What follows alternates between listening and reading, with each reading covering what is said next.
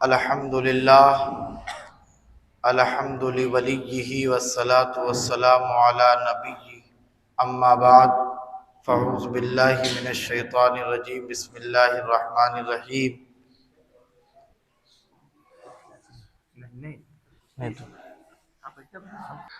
اما بعد فاعوذ باللہ من الشیطان الرجیم بسم اللہ الرحمن الرحیم وَسَيُجَنَّبُهَا الْأَتْقَى صدق اللہ العظیم۔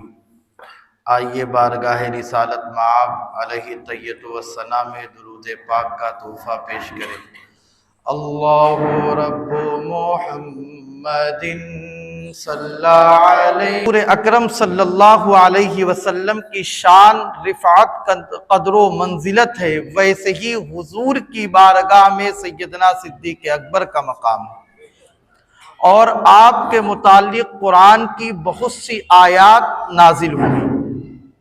یوں سمجھیے وَسَيُجَنَّبُهَا الْأَتْقَى، ان قریب اتقا جہنم سے دور رہے گا۔ اب آپ یہ سمجھیے یہ لفظ اتقا قرآن میں آیا، اور جب اس کی تشریح میں جاتے ہیں اور خود سید المفسرین سند المفسرین حضرت عبداللہ ابن عباس رضی اللہ تبارک و تعالی عنہ، جن کی شان کا یہ عالم ہے کہ خود حضور نے اپنے سینے سے لگا کر جن کو علم تفسیر عطا فرمایا، آپ فرماتے ہیں اس اتقا سے مراد کوئی اور نہیں بلکہ صدیق اکبر کی ذات ہے۔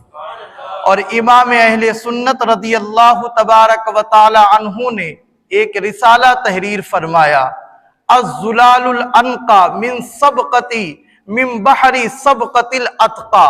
یہ اعلیٰ حضرت نے عربی میں رسالہ لکھا اور کہا کہ اتقا سے مراد انا اکرمکم عند اللہ اتقاکم کی آیت کے مظہر اور تفسیر کے شاہکار سیدنا صدیق اکبر کی ذات ہے۔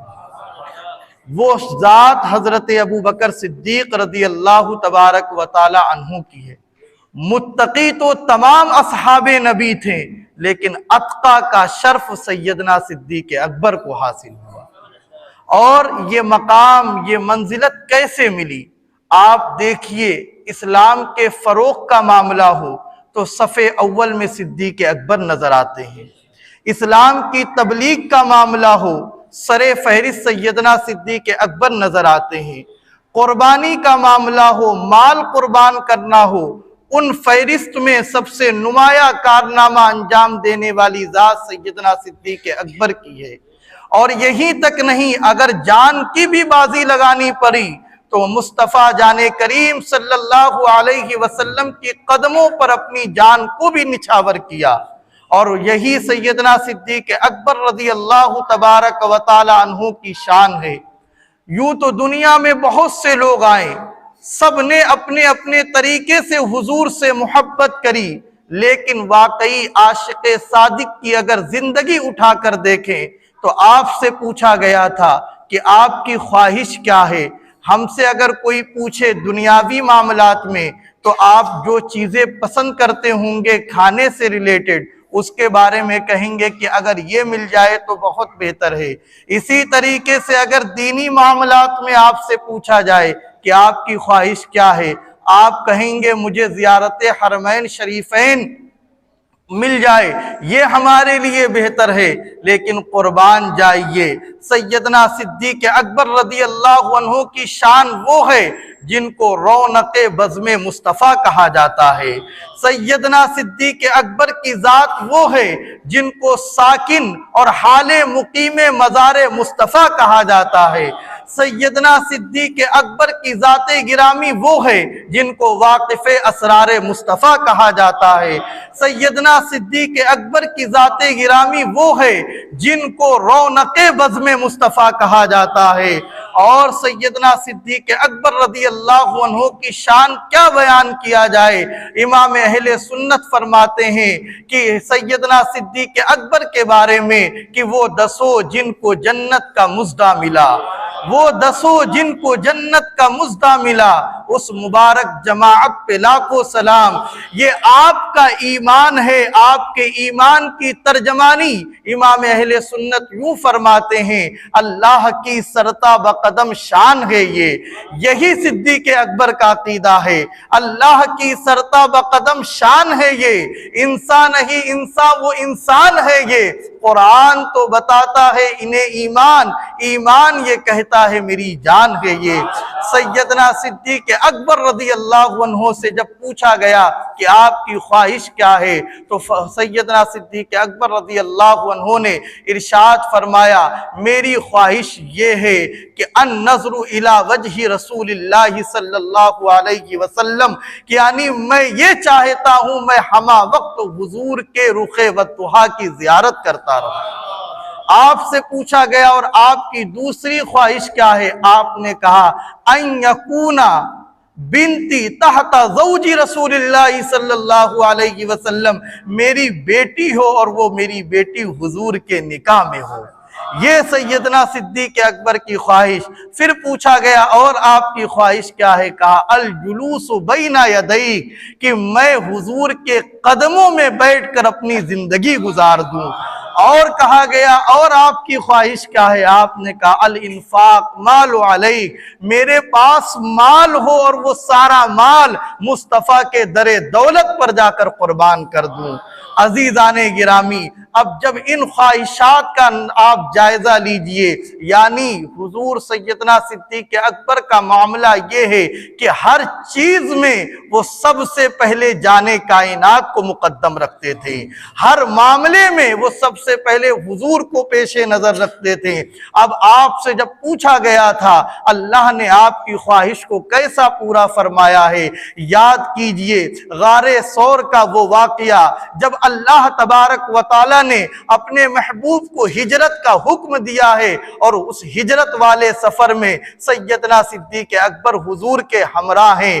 صدیق اکبر کبھی آگے چل رہے ہیں، کبھی پیچھے ہو رہے ہیں، کبھی دائیں جانب جا رہے ہیں، کبھی پیچھے آ رہے ہیں۔ حضور نے ارشاد فرمایا اے ابو بکر، تمہارا یہ معاملہ چلنے کا تو میں نے کبھی نہیں دیکھا، کیونکہ حضور کے ساتھ ہر معاملات میں اگر کوئی پیش رہا ہے، چاہے وہ جنگ کا میدان ہو، چاہے وہ تبلیغ کا معاملہ ہو، چاہے وہ صحابہ کے درمیان مشورے کی مجلس ہو، کسی بھی طریقے کا معاملہ ہو، سب سے زیادہ سیدنا صدیق اکبر ساتھ میں رہا کرتے تھے۔ سیدنا صدیق اکبر سے حضور نے ارشاد فرمایا آپ کبھی آگے جاتے ہیں پیچھے آتے ہیں، کہتے یا رسول اللہ علیک السلام فداک امی و ابی شاری و دمی روحی و جسدی، یا رسول اللہ تمام چیزیں آپ کے قدموں پر قربان، میں اس لیے آگے جاتا ہوں جب مجھے خوف ہوتا ہے کہیں دشمن آپ پہ آگے سے حملہ نہ کرے تو میں آگے جاتا ہوں، جب مجھے خوف ہوتا ہے کہیں دشمن دائیں جانب سے نہ آ جائے تو میں دائیں جانب جاتا ہوں، جب خوف ہوتا ہے کہیں دشمن پیچھے سے نہ آ جائے تو حضور نے ارشاد فرمایا اے ابو بکر کیا تم کو اپنی جان کی پرواہ نہیں؟ تو فاروق سیدنا صدیق اکبر کا وہ جواب جو آج ہمارے ایمان کی تازگی کا یہ جملہ ہمارے ایمان کی تازگی میں اور ایمان کی حرارت میں روح انقلاب پیدا کرنے کا جذبہ رکھتا ہے۔ سیدنا صدیق اکبر نے کہا تھا یا رسول اللہ یہ جان بھی تو آپ کے صدقے میں ہے، اگر یہ جان آپ کی حفاظت میں چلی جائے تو اس سے بہتر جان کا اور نذرانہ کیا ہو سکتا ہے؟ اور دنیا نے دیکھا جب اس غار میں حضور کے ساتھ تشریف لے جاتے ہیں تو پہلے حضور نہیں داخل ہوتے ہیں، حضور ابو بکر نے حضور کو روک دیا، کہا حضور آپ یہیں پر ٹھہریے میں غار کو صاف کر لیتا ہوں۔ صاف کرنے کے بعد جب دونوں تشریف لے جاتے ہیں اور حضور پاک صاحب الاولاق صلی اللہ علیہ وسلم جیسے ہی وہاں پر آرام کرنے لگتے ہیں، وہ واقعات آپ کی نگاہوں کے سامنے ہے، اور جیسے ہی دیدار کا وہ وقت آتا ہے وہاں پر صرف صدیق ہیں اور حضور کی ذات ہے۔ اور حضرت ابو بکر صدیق نے جو یہ کہا تھا الجلوس بین یدیک کہ میں حضور کے قدموں میں بیٹھا رہوں، آج وہ اس چیز پر حضرت صدیق اکبر عمل کرتے ہوئے نظر آ رہے ہیں۔ اللہ تبارک و تعالی ان کی اس خواہش کو پورا کرتا ہوا نظر آ رہا ہے۔ صدیق اکبر وہاں پر ہیں، حضور صدیق اکبر کے زانوں پر رکھ کر سر آرام فرما رہے ہیں۔ سوچئے کیسا منظر ہوگا، کتنے قریب سے صدیق اکبر نے حضور کے رخ طیبہ کی زیارت کی ہوگی، اور زیارت ہی نہیں کری بلکہ سانپ نے بار بار بل سے نکلنے کی کوشش کی، لیکن صدیق اکبر نے اس کی بھی پرواہ نہیں کی، یہاں تک کہ اپنے پاؤں کو ہلنے تک نہیں دیا، کہیں ایسا نہ ہو آرام مصطفیٰ میں بے ادبی ہو جائے، کہیں میری جانب سے حضور کے آرام میں خلل نہ پیدا ہو جائے۔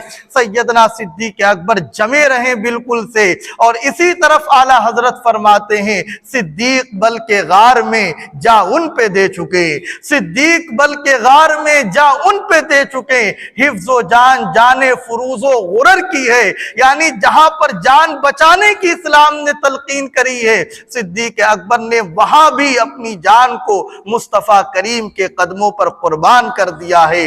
یہی وہ غار کی نیکی ہے جو تمام نیکیوں پر بھاری ہے۔ آپ اندازہ لگائیے، تفسیر قرطبی میں علامہ قرطبی علیہ الرحمہ نے یہ چیز نقل فرمائی ہے کہ جب پوچھا گیا تھا، جب حضرت عمر فاروق اعظم رضی اللہ عنہ موجود ہیں، صدیق اکبر موجود ہیں، اس وقت حضور کے وصال فرمانے کے بعد جب بیعت لی جا رہی تھی تو 7 قبیلے تھے، اور ان 7 قبیلوں کے افراد موجود تھے۔ ان میں سے ایک شخص کھڑا ہوتا ہے، وہ یہ کہتا ہے کہ میرا مشورہ یہ ہے کہ جتنے قبیلے ہیں ان میں سے ایک ایک افراد کو لے لیا جائے، ایک ایک فرد کو لے لیا جائے، اور ان تمام کو مشترکہ طور پر خلافت عطا کر دی جائے۔ حضرت عمر فاروق اعظم جلیل القدر صحابی کھڑے ہوتے ہیں اور ارشاد فرماتے ہیں، سنو اے قبیلے والو کہ حضرت ابو بکر صدیق کے بارے میں قرآن نے ثانی اثنین کہا ہے، کیا تم میں جن کو پیش کر رہے ہو ان قبیلے والوں کے بارے میں رب کے قرآن نے ثانی کا لفظ جو حضور کے ثانی ہیں کیا وہ لفظ استعمال کیا ہے؟ تو سیدنا صدیق اکبر نے دیکھا عمر فاروق اعظم کے یہ تیور کو، ان قبیلے والوں نے اپنی گردن کو جھکا لی۔ پھر حضرت عمر فاروق اعظم رضی اللہ عنہ نے جلال کے انداز میں کہا کہ قرآن نے ابو بکر کے بارے میں صحابیت کا لفظ استعمال کیا ہے، نص قطعی سے جن کی صحابیت ثابت ہے، اور اگر یہ عقیدہ ہے اہل سنت والجماعت کا، کسی نے بھی حضرت ابو بکر صدیق کی صحابیت سے انکار کیا وہ کافر ہو گیا، کیونکہ قرآن کہہ رہا اذ یقول لصاحبہ، قرآن نے ان کے بارے میں صاحب کا، صحابی ہونے کا لفظ استعمال کیا۔ حضرت عمر فاروق اعظم نے کہا کہ کیا تم میں سے قرآن نے کسی کو صحابی کہا ہے؟ اگر تم میں سے کسی کو قرآن نے صحابی نہیں کہا تو ابو بکر کو مان لو، اتنا فرمانا تھا۔ پھر اس کے بعد عمر فاروق اعظم نے فرمایا ان اللہ معنا، بے شک اللہ ہمارے ساتھ ہے۔ یہ کس کے لیے کہا گیا تھا؟ یہ سیدنا صدیق اکبر کے لیے کہا گیا تھا۔ کیا تمہارے ساتھ بھی اللہ ہے؟ تو جب تمہارے ساتھ اللہ نہیں ہے تو حضرت ابو بکر کی خلافت کو تسلیم کرو۔ ان تمام نے بیک زبان ہو کر کہا اب مجھ پر دل کے جو راز بند تھے وہ تمام کے تمام کھل گئے، اور ہم افضلیت صدیق اکبر کو تسلیم کرتے ہیں۔ حضرات گرامی، آج کے دور میں لوگ حضرت ابو بکر صدیق رضی اللہ عنہ کے پہلا نمبر ہونے پر اعتراض کرتے ہیں۔ ان کو یہ سوچنا چاہیے، خود امام بخاری رحمت اللہ علیہ نے بخاری شریف میں یہ حدیث پاک نقل کی ہے اور صفحہ نمبر 616 پر موجود ہے۔ حضرت امام حسن رضی اللہ عنہ نے حضرت علی کرم اللہ وجہ الکریم سے پوچھا تھا ابا جان یہ بتائیے کہ آپ کا اللہ تبارک و تعالیٰ کے رسول کے بعد کائنات میں سب سے افضل ترین ذات کس کی ہے؟ یہ حضرت امام حسن نے حضرت علی کرم اللہ وجہ الکریم سے پوچھا، اور یہ بخاری شریف کی حدیث ہے۔ تو حضور حضرت مولا علی کرم اللہ وجہ الکریم نے ارشاد فرمایا قال ابو بکر، کہا قال ابو بکر، حضور کے بعد سب سے افضل ترین ذات سیدنا صدیق اکبر رضی اللہ عنہ کی۔ اور پھر پوچھا ثم قال، حضرت امام حسن نے پوچھا ثم قال، پھر اس کے بعد کہا عثمان، اس کے بعد کہا عمر رضی اللہ عنہ۔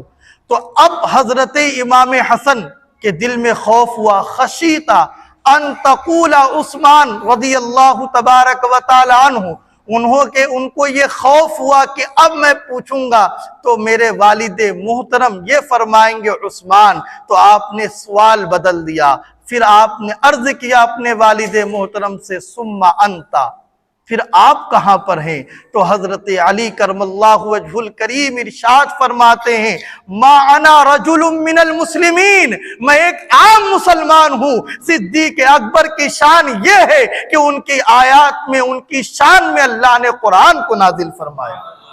تو یہ حضرت ابو علی کرم اللہ وجہ الکریم فرماتے ہیں۔ سوچئے حضرت علی کرم اللہ وجہ الکریم بھی نمبر 1 پر ہیں، لیکن بچوں میں اسلام لانے میں سب سے پہلے حضرت علی کی ذات ہے، اور عورتوں میں سب سے پہلا نمبر جو ہے وہ حضرت خدیجہ رضی اللہ عنہا کا ہے اسلام لانے میں، اور مردوں میں سب سے پہلا جو نمبر ہے وہ تاجدار صداقت سیدنا صدیق اکبر کی ذات ہے، اور غلاموں میں حضرت اسامہ کی ذات ہے۔ یہ حضور کے وہ اصحاب ہیں جن کو جس طریقے سے دیکھو گے، جس زاویے سے دیکھو گے، ہمیشہ ایمان میں حلاوت اور ایمان میں تازگی پیدا ہوگی، لیکن شرط یہ ہے کہ ان اصحاب کو ان طریقوں سے دیکھو۔ آپ دیکھیے ہمارا عقیدہ کیا ہے، حضور زندہ ہیں، اور صرف زندہ ہی نہیں بلکہ زندگی بھی بخش رہے ہیں۔ میرے مرشد کریم نے اسی طیبہ کے بارے میں فرمایا تھا، گلے طیبہ میں مل جاؤں، گلوں میں مل کے کھل جاؤں، حیات جاویدانی سے مجھے یوں آشنا کر دے۔ یہ طیبہ کی سرزمین ہے۔ عزیزان گرامی، حضور کیسے زندہ ہیں یہ ہم کو سمجھنا ہے، کیونکہ حضور نے ارشاد فرمایا تھا کہ میری امت میں 73 فرقے پیدا ہوں گے، لیکن ایک فرقہ ناجی ہوگا، باقی سب ناری ہوں گے۔ صحابہ نے عرض کیا تھا من الناجین، یا رسول اللہ وہ ناجی فرقہ کون سا ہوگا؟ تو حضور نے ارشاد فرمایا تھا ما انا علیہ و اصحابی، جو میرے اور میرے صحابہ کے طریقے پر ہوگا وہ فرقہ جنتی ہے۔ ہم کیسے حضور کو زندہ مانتے ہیں؟ یہ ہمارا عقیدہ نہیں ہے، بلکہ یہ عقیدہ ہم کو صحابہ سے ملا ہے، اور صحابہ کو جو عقیدہ ملا ہے، صحابہ کی تربیت حضور نے کی ہے، اور خود حضور نے فرمایا ہے ان اللہ حرم علی الارض ان تاکل اجساد الانبیاء فنبی اللہ حی یرزق، بے شک اللہ کے تمام انبیاء اپنی قبروں میں زندہ ہیں اور ان کو روزی بھی، رزق بھی دیا جاتا ہے۔ آپ سوچئے سیدنا صدیق اکبر رضی اللہ عنہ حضور کے کیسے وفادار، کیسے جانثار صحابی ہیں کہ دنیا میں کوئی صدیق کا بدل نہیں پیش کر سکتا ہے۔ خود علامہ حضرت عبداللہ ابن مسعود رحمت اللہ رضی اللہ عنہ فرماتے ہیں کہ 2 چیزوں میں کوئی صدیق اکبر کا ثانی نہیں ہو سکتا ہے، کیونکہ ایک چیز یہ ہے کہ حضور ان کے گھر ایسے جایا کرتے تھے جیسے اپنے گھر جایا کرتے تھے، اور حضور ان کے مال کو ایسے خرچ کرتے تھے جیسے حضور کا مال ہو۔ آپ اندازہ لگائیے سیدنا صدیق اکبر کی شان کیا ہے۔ جب آپ کا وصال ہوا، آپ نے وصال سے پہلے کیا نصیحت فرمائی تھی؟ یہ ارشاد فرمایا تھا کہ جب میرا انتقال ہو جائے اور میرے جنازے کو تیار کرنے کے بعد حضور کے در دولت پر لے جانا، حضور کے قدموں میں جا کر رکھ دینا اور عرض کرنا کہ حضور آپ کا خادم آیا ہے، آپ کا رفیق آیا ہے، آپ کا یار غار آیا ہے، اور یہ عرض کرنا حضور سے اگر حضور اجازت دے دیں اندر دفن کرنے کی تو مجھے حضور کے قدموں میں رکھ دینا، ورنہ جنت البقیع میں لے کر جانا۔ تو یہ صحابہ سے عقیدہ مل رہا ہے۔ تو صحابہ نے تو یہ نہیں کہا کہ حضور مر کر کے مٹی میں مل گئے ہیں، بلکہ صحابہ کے سامنے جب بھی کوئی معاملہ پیش آتا تھا وہ حضور کے ظاہری طور پر رخصت ہونے کے بعد بھی قبر مبارک پر ویسے ہی حاضر ہو کر کلام کرتے تھے جیسے حضور سے مسجد نبوی شریف میں کرتے ہوں۔ حضور اکرم صلی اللہ علیہ وسلم کی بارگاہ میں جب سیدنا صدیق اکبر کا جنازہ لے جایا گیا اور لے جانے کے بعد خادم نے عرض کیا حضور آپ کا خادم حاضر ہے، تو سیدنا صدیق اکبر کے جنازے کو لے جانے کے بعد حضور نے کہا تھا حبیب کو حبیب کے پاس لے آؤ، حبیب کو حبیب کے پاس لے آؤ۔ اسی طرف امام اہل سنت فرماتے ہیں تو زندہ ہے واللہ، تو زندہ ہے واللہ، تو زندہ ہے واللہ، تو زندہ ہے واللہ، میری چشم عالم سے چھپ جانے والے، کہاں حضور کی ذات، کہاں ہماری نگاہیں، ہم کہاں حضور کو دیکھ سکتے ہیں؟ یہ تو ان کا کرم ہو جائے جس پر، اس کی قسمت بدل جاتی ہے، اس کی قسمت کی معراج ہو جاتی ہے۔ اور نگاہ مصطفیٰ جس طرف اڑ گئی ہے، جس طرف اڑ گئی دم میں دم آ گیا، اس نگاہ عنایت پہ لاکھوں سلام۔ حضور کی ذات تو وہ ہے جس کو جب چاہیں، جہاں چاہیں، جو چاہیں وہ عطا کر دیں، کیونکہ جہاں بانی عطا کر دیں، بھری جنت ہبا کر دیں، نبی مختار کل ہیں، جس کو جو چاہیں عطا کر دیں۔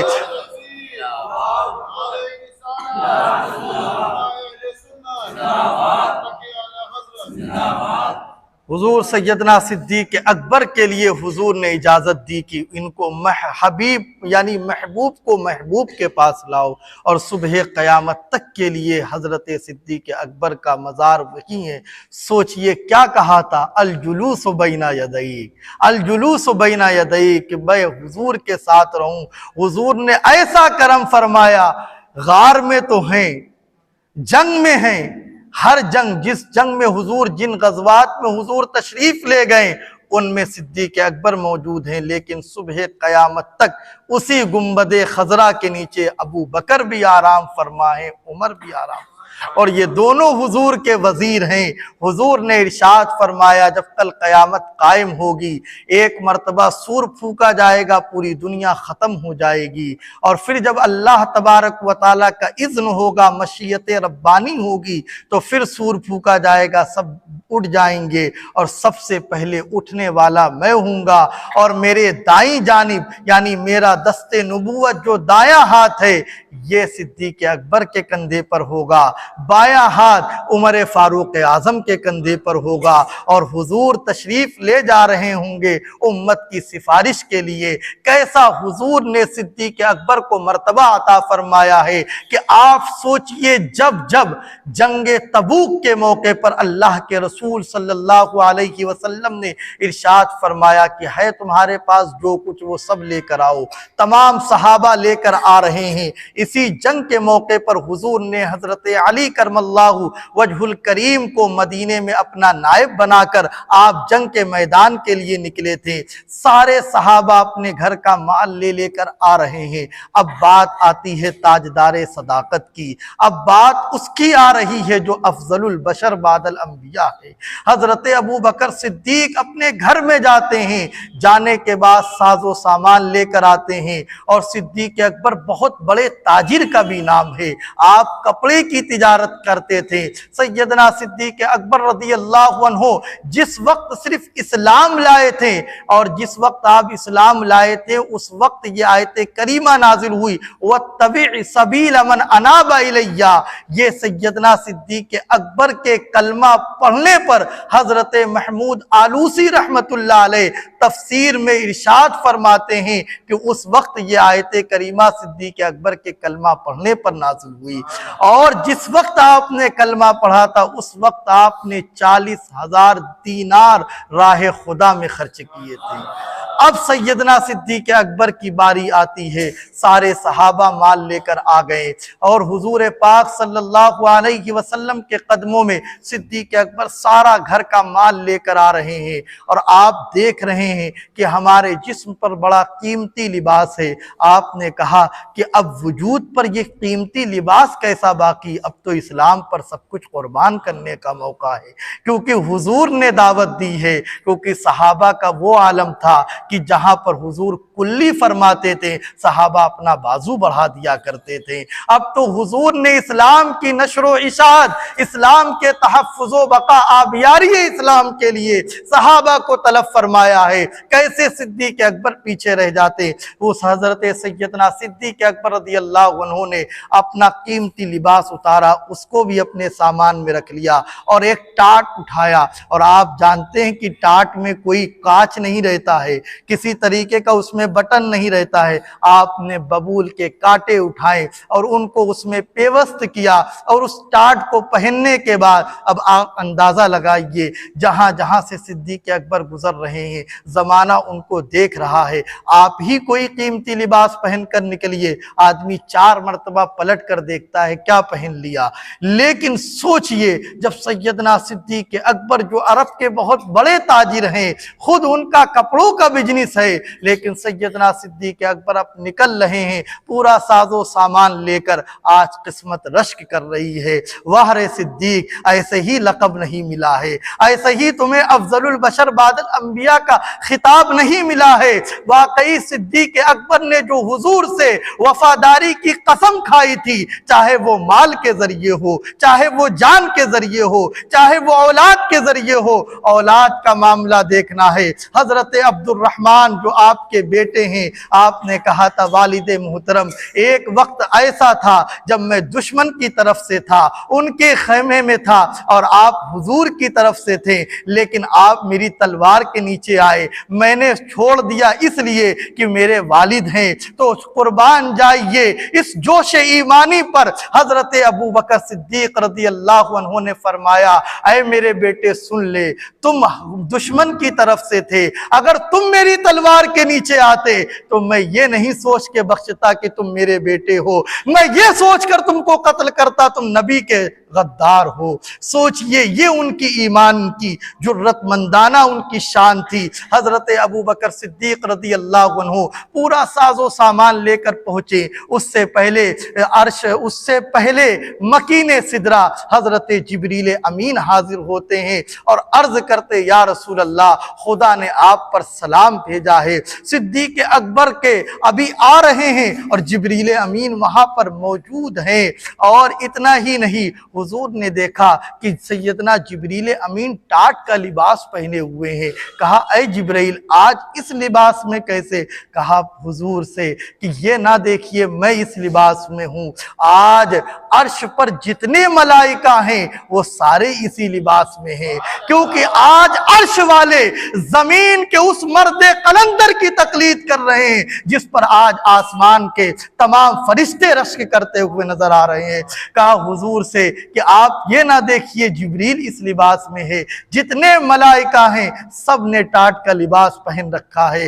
جیسے ہی سیدنا صدیق اکبر آتے ہیں اور حضور دیکھتے ہیں، اور حضور نے کہا، اے جبریل، حضور نے صدیق اکبر سے ارشاد فرمایا کہ گھر پر کیا چھوڑ کر آئے ہو؟